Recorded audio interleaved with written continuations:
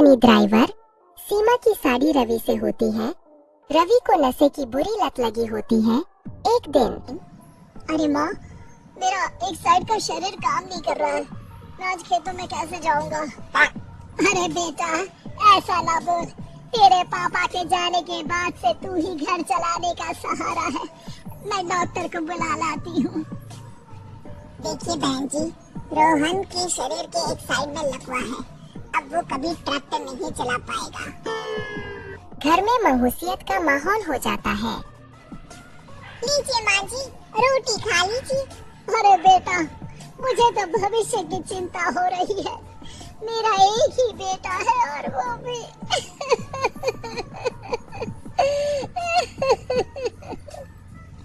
माँ जी, आप चिंता न करें। जब तक ये बीमार है मैं खेत जाकर काम कर लिया करूंगी। वैसे भी नशे के कारण इनका शरीर काफी कमजोर हो गया है। अगले दिन सीमा खेत में जाकर काम कर शाम को घर लौटती है। ये ले बेटा, पानी पी ले। कैसा रहा काम का पहला दिन? माँ जी, काम तो ठीक है, लेकिन मैं अगर ट्रैक्टर चलाना सीख लूँ ना तो काम और भी आसान हो जाएगा। अरे बेटा, दुनिया क्या कहेगी कि औरत होकर ट्रैक्टर चला रही है? माँ जी, या तो हम दुनिया देख ले या अपना घर, कोई बात नहीं। जब ये ठीक हो जाएंगे तो सब ठीक हो जाएगा। अरे बहू, जरा बाहर तो आना। जी माँ जी। बहू, तेरे मामा जी आए हैं, तूने बुलाया था ना? हाँ माँ जी, वो मामा जी ना आज से मुझे ट्रैक्टर चलाना सिखा। सीमा मामा जी से ट्रैक्टर चलाना सीखती है। वो मन लगाकर खेतों में काम करती है। और एक दिन, माँ जी, पता है इस बार पूरे गांव में सबसे ज्यादा फसल का उत्पादन हमारे खेतों में हुआ है। इस साल तो खूब पैसे आएंगे। हाँ। सास खुश नहीं होती है। वो चुपचाप वहाँ से जाने लगती है। तभी सीमा उसे रोक लेती है।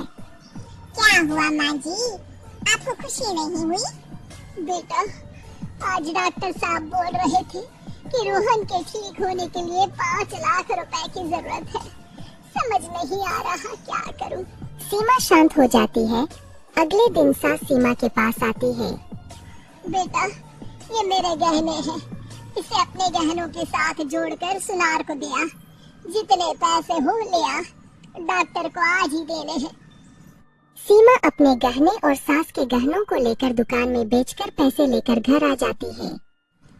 माँ जी, सिर्फ 3 लाख रुपए का ही इंतजाम हो पाया है। बाकी के पैसे कैसे आएंगे?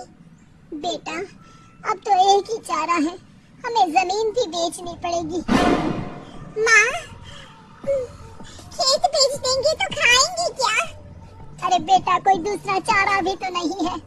रोहन ठीक हो जाए तो वो मेहनत करके इससे भी बड़ी जमीन ले लेगा। सास बहू मिलकर खेत भी बेच देते हैं। अब पूरे पैसे लेकर सास डॉक्टर के पास जाती है।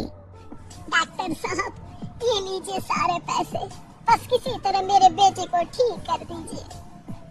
आपका बेटा ठीक तो हो जाएगा, लेकिन 6 महीने का समय लगेगा।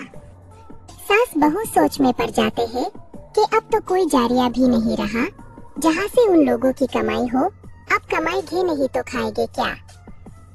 माँ जी, मेरे माता पिता ने लड़की होने के कारण मुझे ज्यादा पढ़ाया लिखाया नहीं, लेकिन ट्रैक्टर चलाना सीखकर मैं कुछ काम करने के लायक तो हो ही गई हूँ। अरे बेटा, ट्रैक्टर अब कहाँ चलाएगी? खेत तो बिक गए हैं।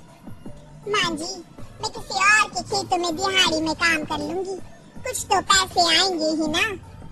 कहकर सीमा काम करना स्टार्ट कर देती है। जैसे तैसे उन पैसों से गुजारा चल ही रहा था। माँ जी, पास के अस्पताल से मुझे नौकरी के लिए ऑफर आया है।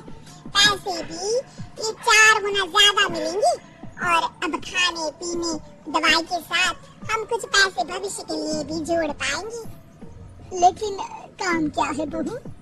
माँ जी, मुझे अस्पताल की एम्बुलेंस चलानी है। अरे, तू तो मेरी बहू नहीं, बेटा है बेटा। जरूर जा बेटा। और हाँ, तूने पूरे गांव में एक मिसाल कायम कर दिया कि हर काम हर कोई कर सकता है। उनके लिए लड़की या लड़का होने की कोई जरूरत नहीं। सीमा मन लगाकर काम करना शुरू कर देती है। आगे जाकर वो